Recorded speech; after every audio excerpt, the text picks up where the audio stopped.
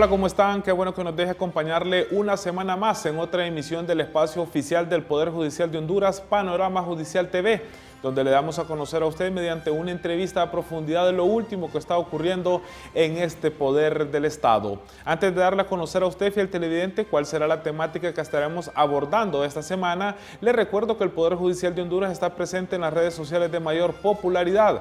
Nuestra cuenta de Facebook, Poder Judicial de Honduras, nuestra cuenta de Twitter, @PJ de Honduras. En estas dos redes sociales, el equipo de la Dirección de Comunicación Institucional que dirige el abogado Melvin Duarte, minuto a minuto está actualizando lo que ocurre en el Poder Judicial de Honduras en las diferentes materias jurisdiccionales. Además, le presentamos las agendas y las resoluciones de los juzgados de letras y los tribunales de sentencia a nivel nacional. Si usted quiere ver las 107 ediciones anteriores de Panorama Judicial Televisión, lo invitamos a que nos siga en nuestro canal de YouTube. En el buscador escriba PJ de Honduras y ahí le aparecerá en pantalla la gama de opciones de todas las temáticas que hemos abordado a lo largo de estas casi 2 años de programación de Panorama Judicial TV. Le recuerdo además, fiel televidente, los horarios que usted puede sintonizarnos. Los días sábados a partir de la 1 de la tarde por la señal de Canal 8 en Televisión Nacional de Honduras. Los días domingos a partir de las 8 de la noche por Suyapa TV Educativa. Y los días lunes a partir de las 6 de la tarde por la señal de Canal 20 del Congreso Nacional Televisión, así como todas sus repeticiones a lo largo de toda la semana. Esta semana, fiel televidente, estaremos conociendo acerca de la ley de privación definitiva del dominio de los bienes de origen ilícito, particularmente acerca de la opinión de la Comisión Interinstitucional de Justicia Penal sobre las reformas que se realizaron en su momento por el Congreso Nacional de la República. Sean ustedes bienvenidos y bienvenidas a Panorama Judicial TV.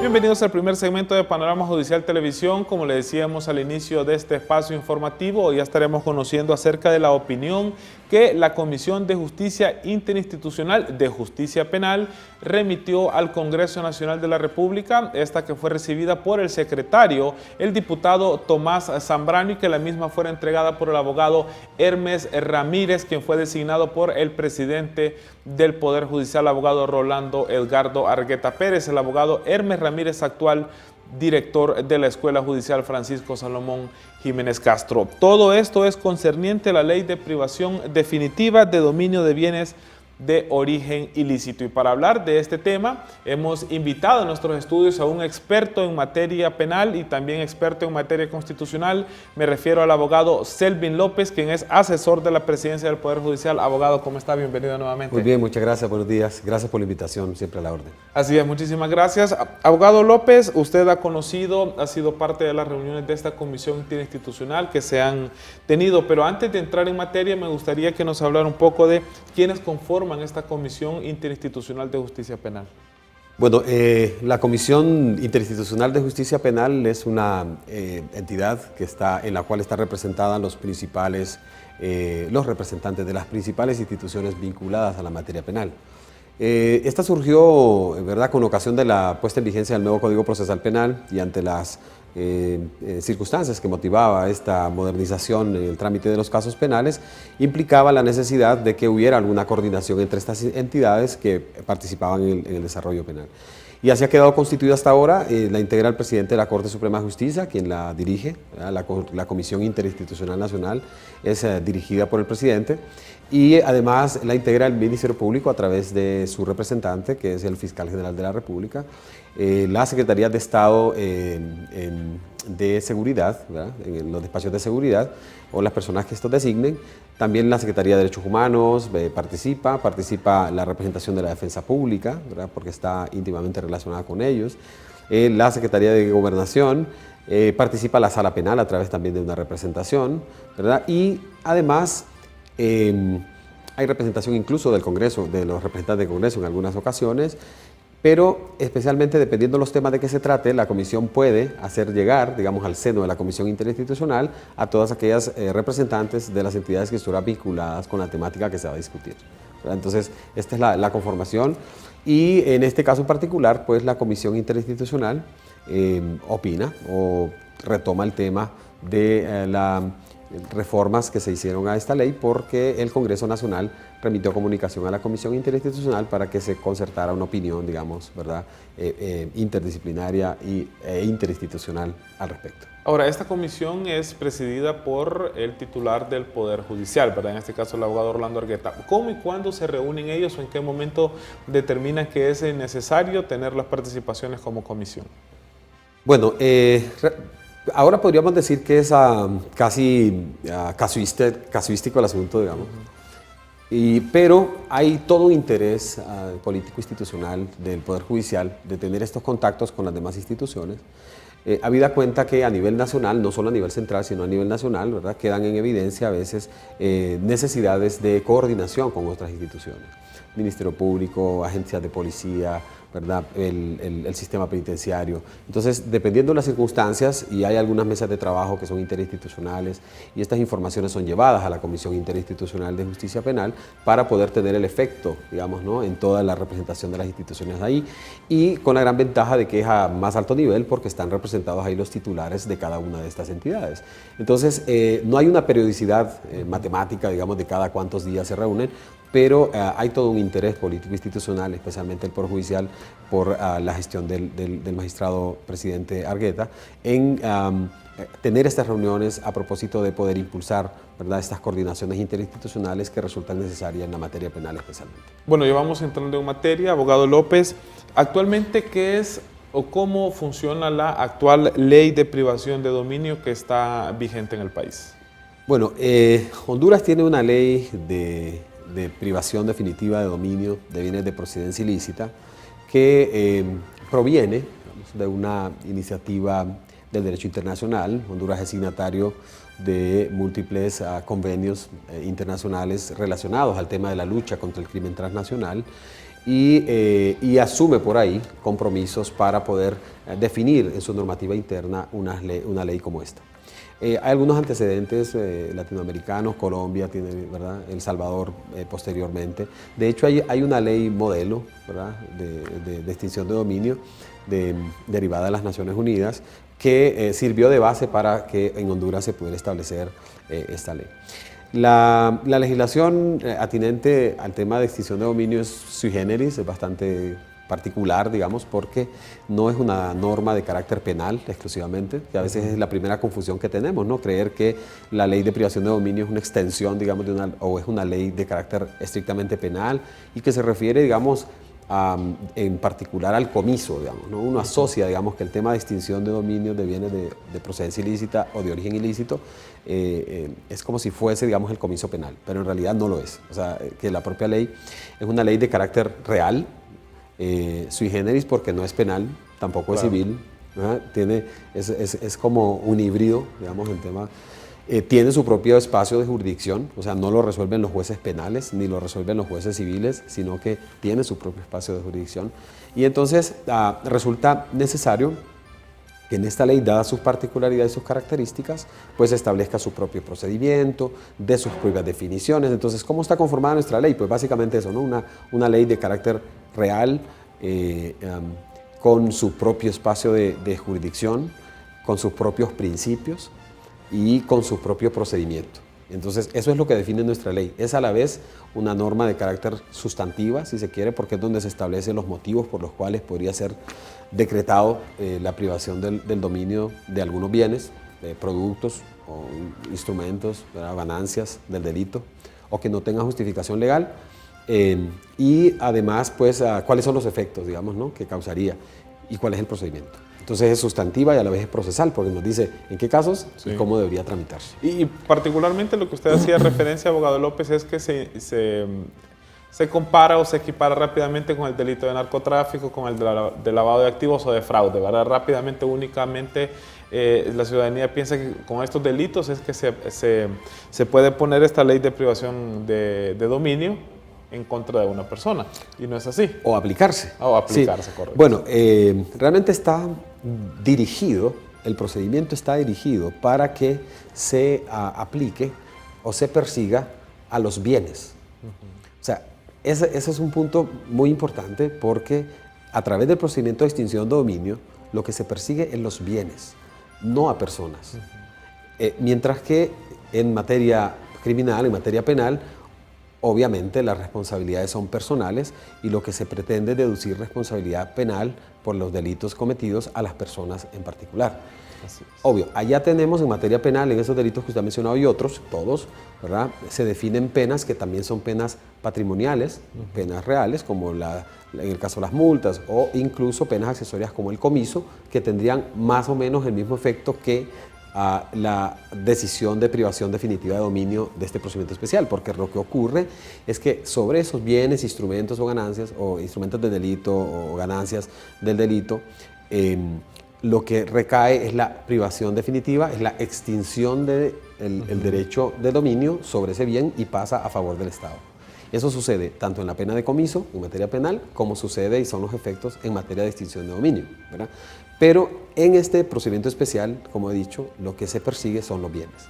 O sea que la relación que hay entre el interés del Estado a través de este procedimiento de acción de naturaleza pública, ¿verdad? Y de orden público es perseguir sobre algunos bienes en particular que no tengan justificación legal o que se logre acreditar que provienen de una actividad ilícita. Y particularmente esto que presenta el Ministerio Público es, como usted bien nos explica, ante un juez que es el juez de privación de dominio, como se le conoce tradicionalmente. Claro, por eso ratifica que tiene su propio espacio de jurisdicción, ¿verdad? Su espacio de competencia, y hay jueces. En Honduras tenemos un juzgado con competencia nacional especializado para la materia de extinción de dominio.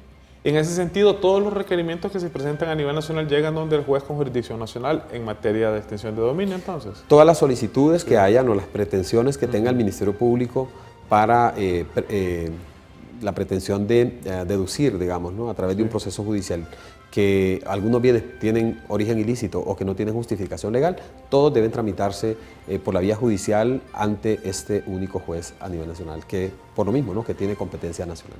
Así es. En este primer segmento, fiel televidente, hemos conocido qué es la Ley de Privación de Dominio, además acerca de la Comisión Interinstitucional de Justicia Penal, quienes la integran y cómo o con qué periodicidad se están reuniendo. No se separe de nosotros, en breves instantes continuamos con más información aquí en Panorama Judicial TV.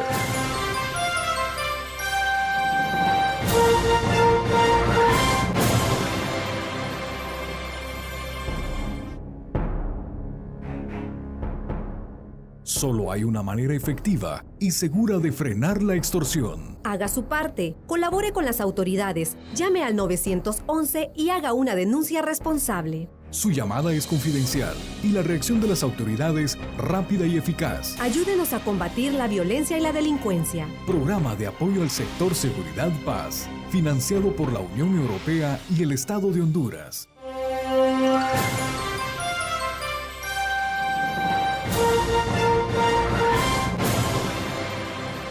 Bienvenidos al segundo segmento de Panorama Judicial Televisión. Le recuerdo, fiel televidente, que esta semana estamos conociendo acerca de la Ley de Privación de Dominio, particularmente con el criterio que la Comisión Interinstitucional de Justicia Penal envió al Congreso Nacional de la República, y es precisamente la interrogante que le estaremos planteando a nuestro invitado, el abogado Selvin López, quien es el actual asesor de la Presidencia del Poder Judicial de Honduras. Abogado López, la Comisión Interinstitucional de Justicia Penal envió al Congreso Nacional de la República un criterio, una opinión, la cual no es vinculante, esta hay que hacer mención, pero que se habla de la posibilidad de que sí se reformen 7 artículos de los 18 que los parlamentarios en su momento habían realizado.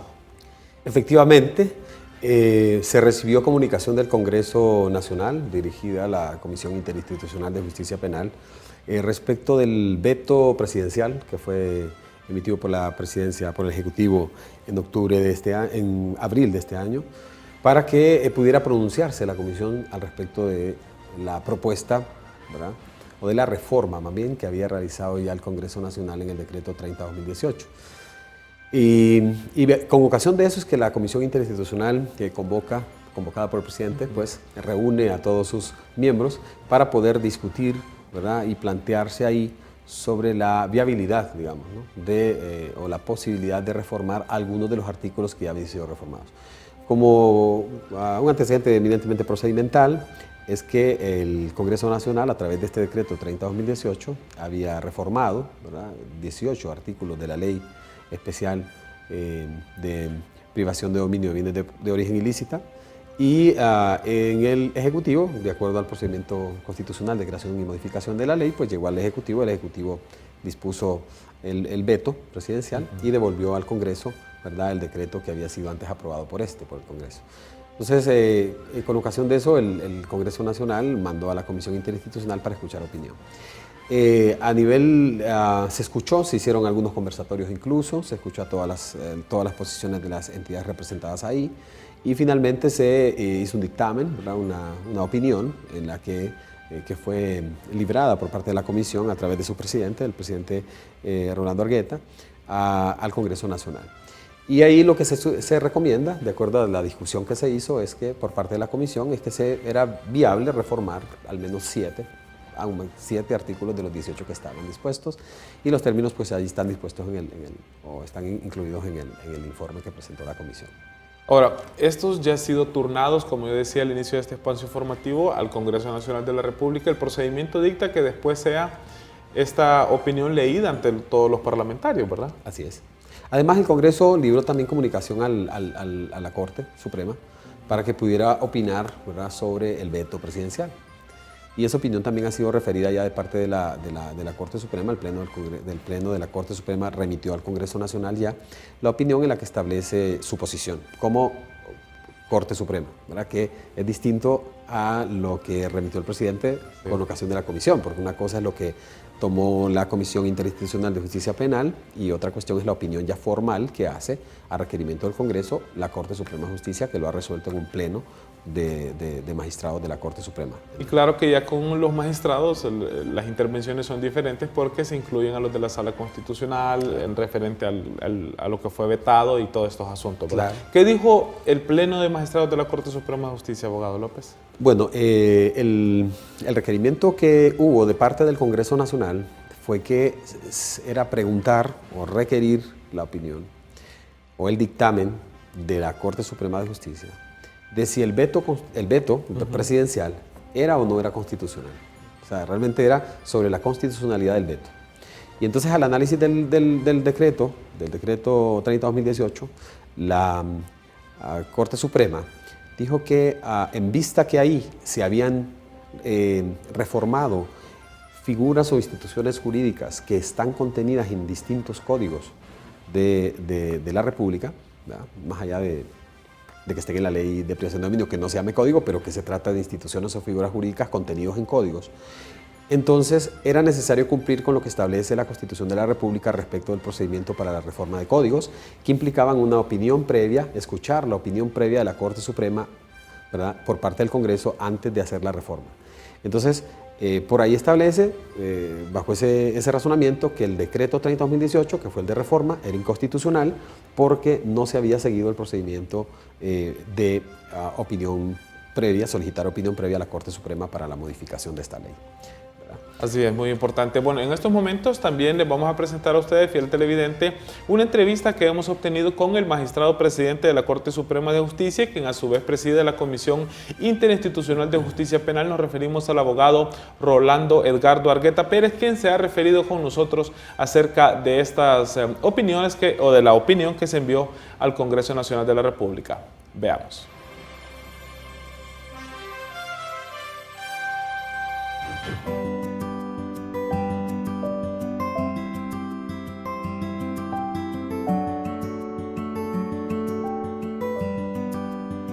Soy sobreviviente de violencia doméstica porque yo en aquel tiempo cuando tenía mi segundo marido, que fue con el que los dejamos hace poco, ese hombre a mí me golpeó.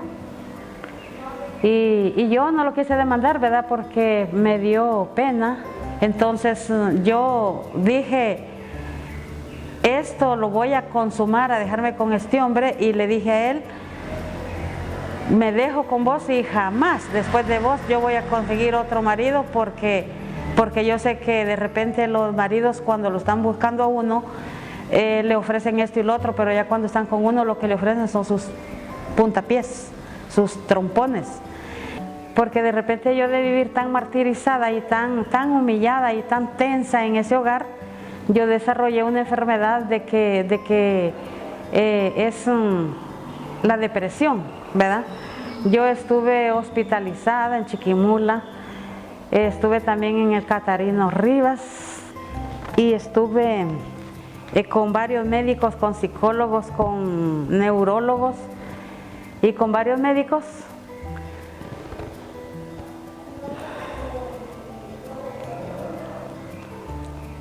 Porque de repente eso a mí me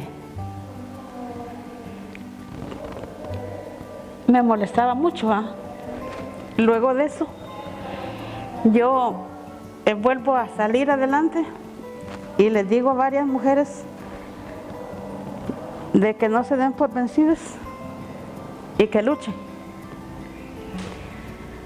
Porque la vida solo es una, no hay dos.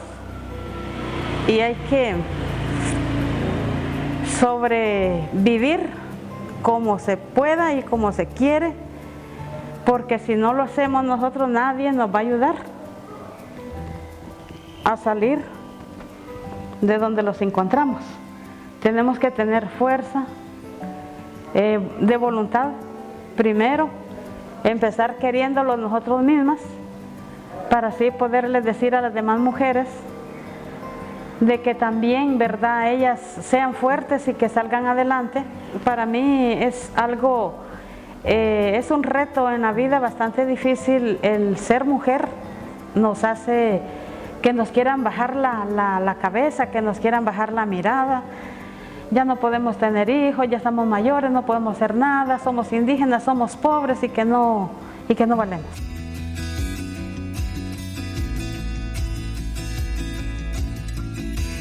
El primer espacio que yo conseguí como mujer afiliada al pueblo maya Chortí o como mujer afiliada a CONINCH, el primer espacio fue en el Consejo Regional de los Hombres. Yo era consejera de redacción, de redactar las actas.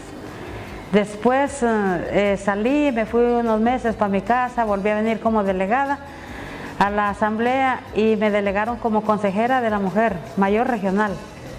Y alcancé el cargo de que estoy ahí arriba en esa fotografía, de que soy consejera nacional de educación, que es lo que nosotros quisiéramos, tener una estructura consolidada, de que las mujeres tengamos nuestro propio recurso para poderlos mover, hacer nuestras gestiones, hacer nuestras propias propuestas, hacerlas nosotros, de qué es lo que queremos, qué nos gusta, qué no nos gusta, ¿verdad? Y también formar los consejos de mujeres a nivel de comunidades.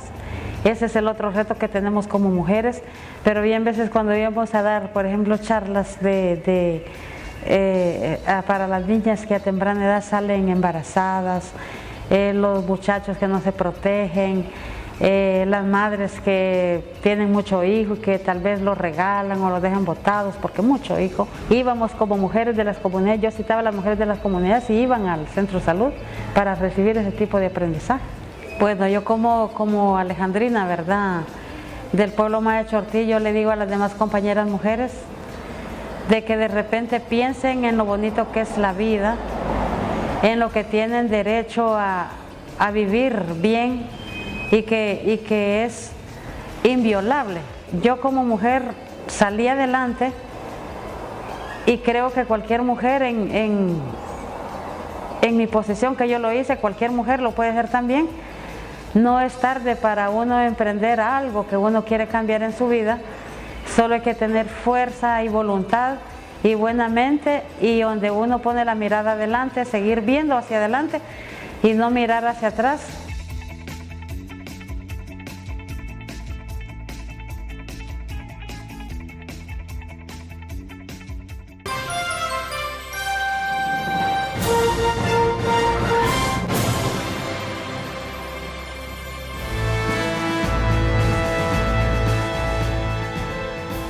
Nuestros organismos de seguridad y justicia trabajan juntos para combatir con eficacia a la delincuencia. El compromiso de todos es brindarle a usted y a la ciudadanía hondureña la tranquilidad que merece. Haga su parte, colabore con las autoridades, no se quede callado.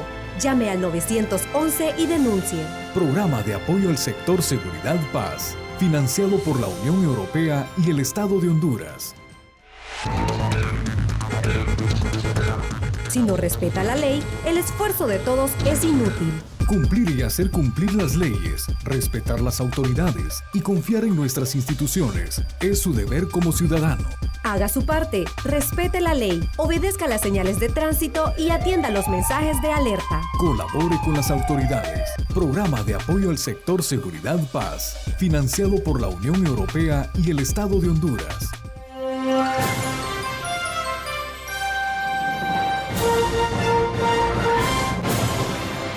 Bienvenidos al tercer segmento de Panorama Judicial Televisión. Le recuerdo, fiel televidente, que esta semana estamos conociendo la opinión de la Comisión Interinstitucional de Justicia Penal que remitió al Congreso Nacional de la República acerca de la ley de extinción de dominio y las reformas que se realizaron a 18 de sus artículos por parte de los diputados del Congreso Nacional de la República. En nuestros estudios siempre el asesor de la presidencia del Poder Judicial, abogado Selvin López. Abogado López, si bien es cierto, se realizaron esta reforma de los 18 artículos por los diputados y la opinión de la Comisión Interinstitucional es que se realizara 7.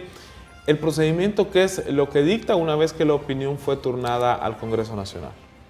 Bueno, la opinión que da la Comisión Interinstitucional a requerimiento del Congreso, como usted mencionaba en algún momento, no es vinculante, ¿verdad? Es parte de los insumos que retomaría, digamos, el Congreso Nacional para poder tomar una decisión sobre esta vía. Cuando ha existido un veto presidencial, ¿verdad?, al regresar al Congreso, hay, de acuerdo al procedimiento constitucional de creación de la ley, existe la opción de que el Congreso lo someta nuevamente a discusión y lo apruebe con mayoría calificada y entonces pueda ratificarlo constitucionalmente y pasaría a ser ley, no obstante el veto, ¿verdad? Pero en este caso, como se ha pedido también la opinión, ¿verdad?, de la Corte Suprema de Justicia, que ha sido dada en los términos que hemos dicho antes, pues entonces tendría que modificarse quizá el procedimiento interno, ¿verdad?, del Congreso para poder definir o someter, ¿verdad?, nuevamente a discusión del Pleno Legislativo sobre las reformas, considerando las opiniones técnicas que se hayan dado por por las diversas entidades, ¿no? Porque además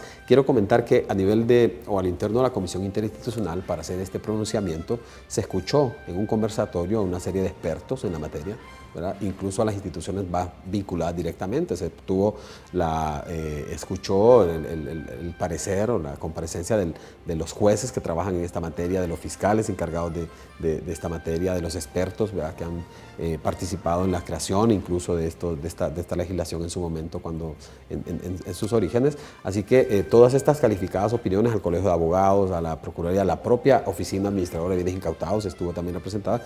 En consecuencia, todas esas opiniones se tomaron para llegar a definir este dictamen. Así que el Congreso, seguro, esta socialización que ha habido, digamos, estas opiniones especializadas, debería tomarlas en cuenta ya a lo interno para poder reiniciar, digamos, o retomar el procedimiento legislativo si acaso insistieran en la reforma de la ley. Ahora, en el argot popular se habló mucho, abogado López, acerca de las garantías del debido proceso, ¿verdad? Estas se estudiaron en la Comisión Interinstitucional de Justicia Penal.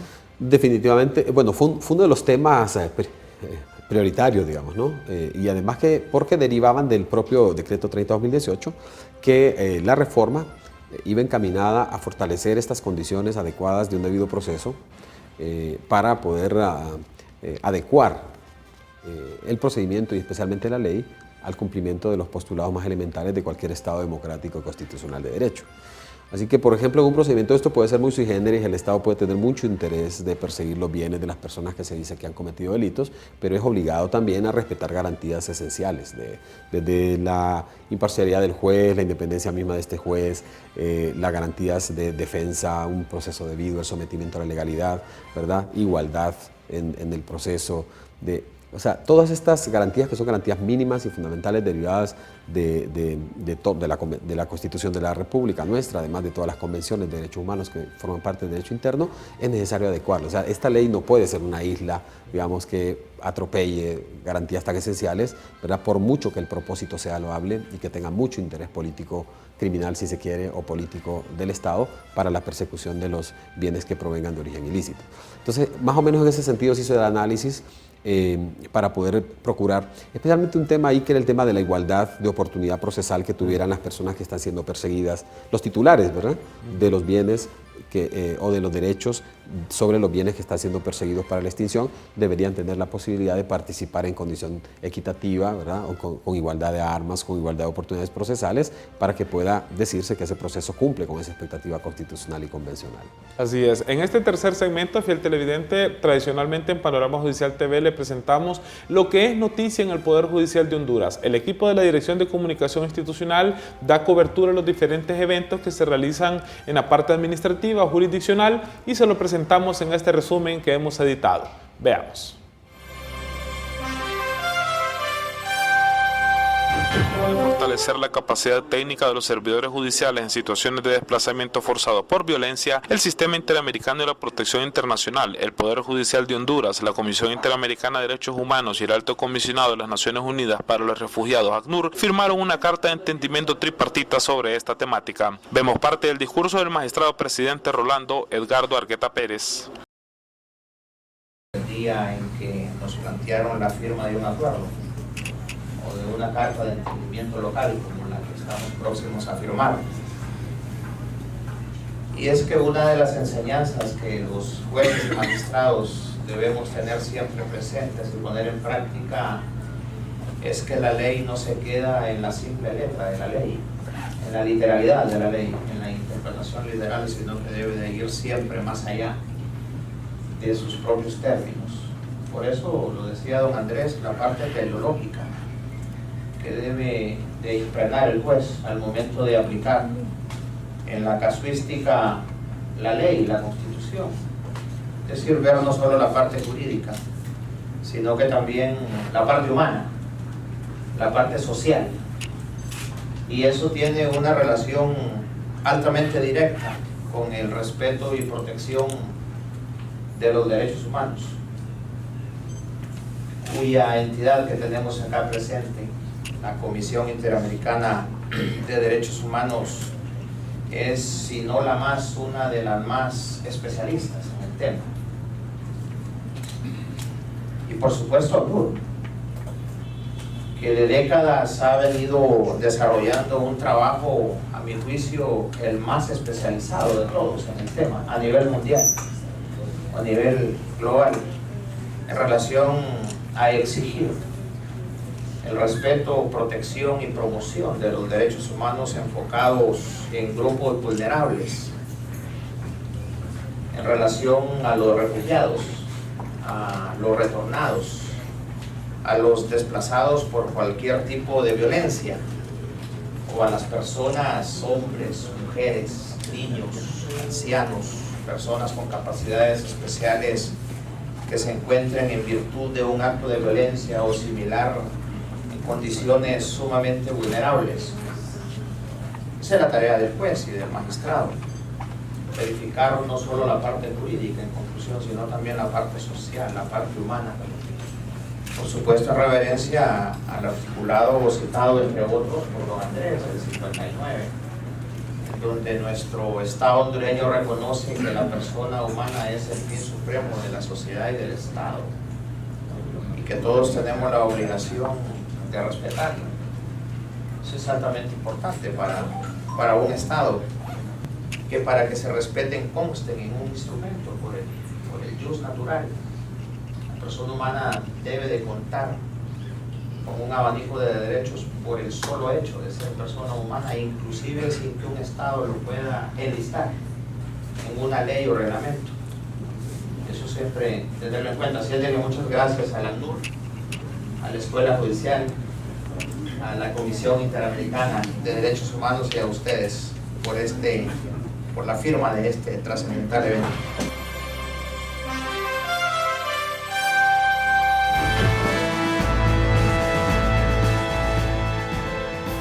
Nuestros organismos de seguridad y justicia trabajan juntos para combatir con eficacia a la delincuencia. El compromiso de todos es brindarle a usted y a la ciudadanía hondureña la tranquilidad que merece. Haga su parte, colabore con las autoridades, no se quede callado. Llame al 911 y denuncie. Programa de apoyo al sector Seguridad Paz, financiado por la Unión Europea y el Estado de Honduras. Si no respeta la ley, el esfuerzo de todos es inútil. Cumplir y hacer cumplir las leyes, respetar las autoridades y confiar en nuestras instituciones es su deber como ciudadano. Haga su parte, respete la ley, obedezca las señales de tránsito y atienda los mensajes de alerta. Colabore con las autoridades. Programa de apoyo al sector Seguridad Paz, financiado por la Unión Europea y el Estado de Honduras.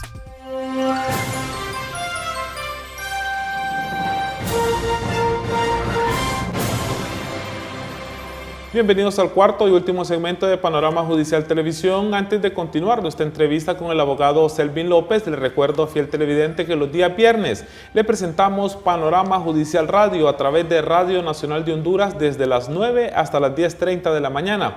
Sintonícenos en nuestra frecuencia 101.3 en el FM para la zona centro-sur y en la frecuencia 94.1 para la zona noroccidental. Panorama Judicial Radio los viernes de 9 a 10:30 de la mañana. Abogado Selvin López, actual asesor de la Presidencia del Poder Judicial de Honduras, nos acompaña en nuestros estudios.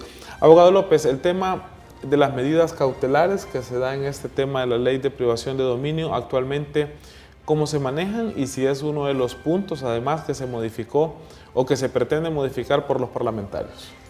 Bueno, ese fue, bueno, y seguirá siendo, mientras la ley esté como está, un tema de bastante discusión. Porque, en definitiva, la imposición de medidas cautelares, precautorias o de aseguramiento es como lo más trascendente, ¿verdad?, de inicio en el procedimiento especializado para la extinción de dominio, porque implica, ¿verdad?, que se pongan a disposición de este procedimiento en términos, en esta etapa administrativa que está siguiendo el Ministerio Público, de algunos bienes sobre los cuales alguna persona tiene posesión o tiene su titularidad o ejerce dominio. Entonces siempre ha llamado la atención esto de las incautaciones, ¿verdad? Cuando la noticia que ha trascendido y precisamente se mencionaba de manera explícita en la reforma, es que algunos de estos bienes son el domicilio de familias, si hay niños, si hay personas desvalidas, ¿verdad? Y entonces esto de sacarlos de la casa, echarlos a la calle, pareciera, digamos, ¿no?, que resulte desproporcional. Y entonces, a partir de la reforma, lo que se pretendía, o sea, lo que se pretende con esta reforma es dejar en claro cuáles son los alcances de cada uno de las posibilidades de medidas cautelares o precautorias o de aseguramiento.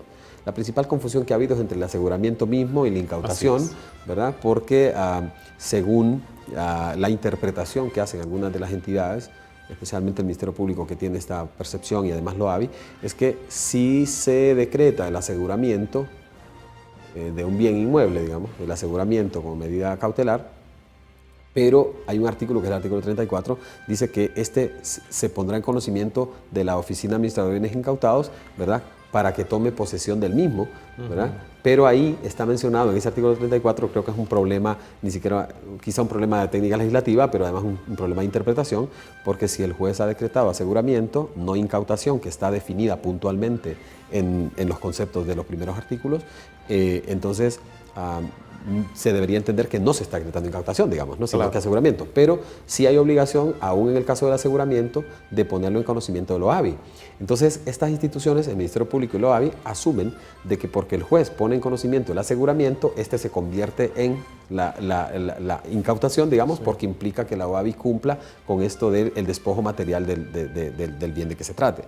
Este tipo de confusiones, digamos, ¿no?, interpretativas a mi criterio, han causado, ¿verdad?, que haya además problemas y responsabilidades potenciales del Estado respecto de esto, además una desproporcionalidad manifiesta, porque si se trata de bienes inmuebles, por ejemplo, que son registrables y lo que le interesa al Estado es tener a disposición este bien para cuando se decretara de fondo la extinción del dominio, pues bastaría con que se asegure a través del registro, ¿verdad?, de la prohibición correspondiente de celebrar algún tipo de contrato. Entonces, eso es lo que se incluyó en la reforma, y más o menos en el sentido de que pueda haber claridad en cuáles son los alcances del aseguramiento como medida cautelar de la incautación, ¿verdad?, o el despojo material de estos bienes. Hay algunos que por su propia naturaleza los bienes, pues obviamente no puede ser de otra manera porque ya la ley define en qué casos procede la incautación, digamos, cuando un objeto o bien está siendo utilizado para la comisión de delito, entonces a través de la incautación evita que se siga utilizando para esos fines, o cuando no tenga justificación legal de su procedencia. En consecuencia, ese es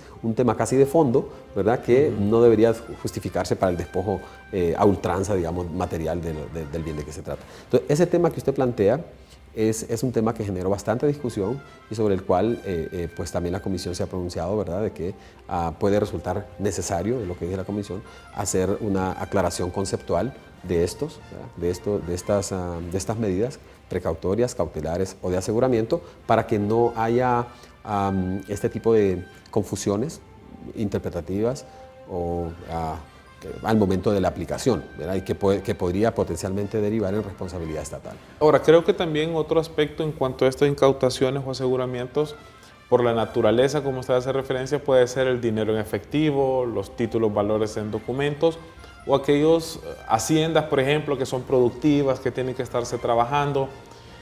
¿Eso tiene que dejarlo bien claro también el juez, o la misma ley debería ser lo suficientemente clara para diferenciar estas incautaciones o aseguramientos? Bueno, fíjese que parte de la propuesta de la Comisión es que se puedan incorporar, y debe ser así, en relación con las medidas de aseguramiento, principios. O sea, que se rijan estas medidas por algunos principios de racionalidad, ¿verdad?, de razonabilidad, de proporcionalidad, de idoneidad de la medida, de necesidad incluso a veces de la medida o de la urgencia misma de esta. Hay que tener en cuenta que de cualquier manera las medidas cautelares, precautorias o aseguramiento no son más que restricciones y deben estar necesariamente sujetas no solo a la ley, digamos, porque la ley, sino a una ponderación que el juez tenga que hacer caso a caso para poder definir en qué medida es la más adecuada en cada caso en particular. Porque si no, más bien podría ser, y ha sucedido de alguna medida, por lo menos en lo que se maneja públicamente hasta que no haya las resoluciones definitivas, pero lo que se maneja es que le hemos cargado con demasiadas responsabilidades a la Oficina Administradora de Bienes Incautados, lo que implicaría, como he dicho, potenciales responsabilidades estatales, ¿verdad?, a posteriori, por tener que asumir la responsabilidad de administrar empresas o bienes que no tenemos capacidad de administrar como Estado. Sí. De hecho, en la discusión, el conversatorio que se dio en la comisión, al seno de la comisión, se decía en algún momento, dice que realmente la eficacia de un procedimiento especial de extinción de dominio no debería medirse en relación con cuántos bienes está administrando cautelarmente la OABI, sino sobre cuántos bienes ha caído definitivamente, ¿verdad?, la extinción de dominio, o ha recaído una resolución definitiva. Porque no es cuántos bienes administra, porque eso más bien implica responsabilidad, y además no se ha resuelto nada con el tema de las medidas precautorias. Eso es, claro, tienen el fin nada más de asegurar, digamos, los efectos de este procedimiento. Y ahí gran aporte creo que ha hecho la Comisión es sugerir que se pueda tener en cuenta estos principios sobre los cuales el juez, a propósito de la pregunta suya, que no es solo lo que diga la ley, sino es el juez el que hace un razonamiento y hace una ponderación para poder definir en cada caso en particular, qué medida cautelar, precautoria o de aseguramiento es la que procede.